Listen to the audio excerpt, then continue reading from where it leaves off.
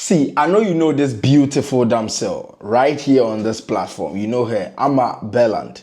And I know at least, if for nothing, Krano, you've heard of this man, this pastor, Pastor Erock. That's what I know his name is, Pastor Erock. He was heading the Christ Embassy Youth Church, CEYC, at airport. And this church is a youth-based church, usually filled with university students. And let me tell you, for the past few years, the kind of stories we've been hearing about that particular church, it's mind-boggling. Now, yesterday there was a space that was held, and there were conversations that were held about this Christ Embassy Youth Church.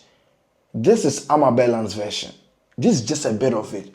Let's take a listen. When I started the church, there were not a lot of people that were in the church, right? I was part of like the pioneers when he started that church because a friend of mine introduced me to him because he had just moved from being a singer to this, and he agrees that yes, he agrees that he's part of it because when I made the decision to leave the church, he actually took me to, that was my first time at Kempinski. He took me there to explain to me why I shouldn't leave and that he's a sinner and he has fallen short of the glory of God.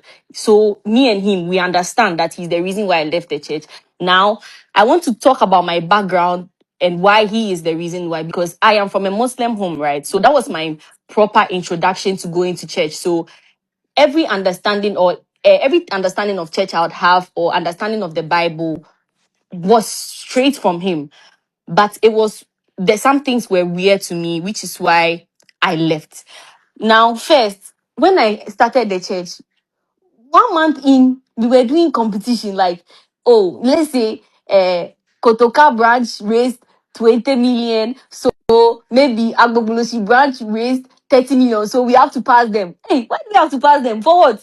Like, I don't even understand. We were like, that was like, I wasn't understanding why we have to pass another church. Like we actually went for this type of, I don't know what it is, where other branches to come and say, okay, we raised this, we raised that, we raised this. Me, I don't know where the money was going to, but people in the church found delight in passing other branches. So that was my first red flag. And then the preaching constantly became money, money, money, money, money, money, money, money, money, money, right? And I was the social media handler at a point, the Instagram social media handler at a point. So the money issue was one. The second thing was when I left the church because I saw something that was very, very horrible, and which is why he took me to the church. But then he came to tell me that, oh, he's a sinner, I should listen to the preaching and not the individual. Now, I want you to pay attention that through all this, she never told us whatever she saw that was very, very horrible. No, she never said that part. The part that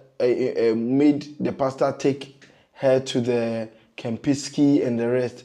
That part is what is important to me. Pa. I wanted to hear that horrible part. No, the very, very, very, very, very horrible. It's like whatever she's saying cannot be compared to what exactly happened. That's what I want to know, but you fine. Let's continue. And that's understandable. He's a human being and he makes mistakes. But when I went to the church that day, there was this, they do this thing where they do a night of miracles or something. There was this guy from UPSA that, like, I know him, but I've forgotten his name. He had an accident, so he had crutches, and they prayed for him, and he put the crutches down. The next day, I saw him in Legon, and he was using the crutches again. Now, this is my first introduction to miracles and all of these things. Let's start. This is my first introduction to miracles and all of these things. So me, I wasn't understanding what is going on. So did it work? Did it not work? Like, how is the process supposed to be? Like, is it supposed to go immediately? Is it a slow process? If it's a slow process, then he should have left with the crutches. But I feel like in his mind they've prayed for him, so he used him to walk. Then the next day he realized that nah, it's not gone. Then he started using like the crutches again. So that was I didn't even come back again. After I saw him that day, I didn't even come back again. And then the third thing was that I feel like people were, because of the preaching that was going on, people were coerced to give testament or say testimonies. I don't even know how that thing is called, but like coming to thank God for whatever it is. But before they come and thank God, they say, thank you, Pastor Sam, for the opportunity. What opportunity? You are thanking God. Why are you thanking the pastor for the opportunity to give a testament to God to win souls to Christ. I don't know. It is just too much for me. It felt like Hey, there's Trouble. Like, small. You sorry. hit. So this thing that Amabeland is saying, I relate with it because this thing is happening in churches today. That it looks as if everybody is in a competition to come and hold the microphone, be on camera, to give a testimony, so that it looks as if God is on their side. And it's happening. It's a mental illness. It's happening in our churches today. Everybody wants to give some sort of testimony, even what is not testimony. I've experienced it in certain churches where you see that certain trivial things, people will come and hold microphone and say, oh, this person gave me this wig, this person gave me this shoe, and it's a testimony. Listen, even like the life that we have is always a testimony. But certain things that people come to give, it informs and how do you call it? Tries to push people's perspective to an area where everybody needs to come and say something, so that it looks as if God is doing. If you don't say something like that, then God is not doing anything in your life. And these things are happening in our churches. And you can imagine for someone like her, who it was her first time as a Christian and having this kind of experience, and this was her knowledge of what Christianity looks like, and this has been the permanent mark on her.